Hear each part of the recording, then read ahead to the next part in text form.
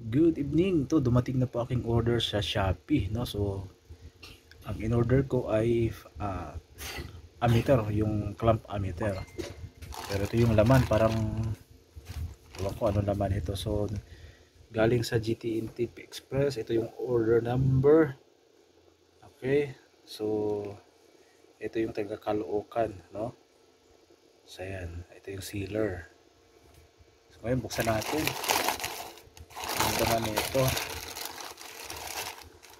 So, laman niya eto.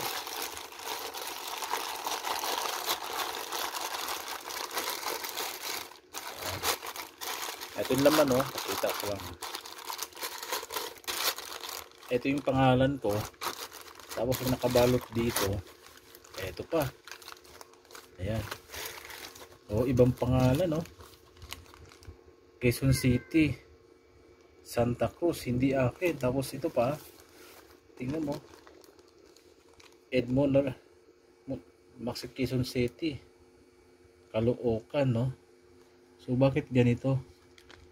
Ang laman, parang plastic lang ang nilagay. So, Lucky Home Hardware Construction. So, scam ang sealer na to.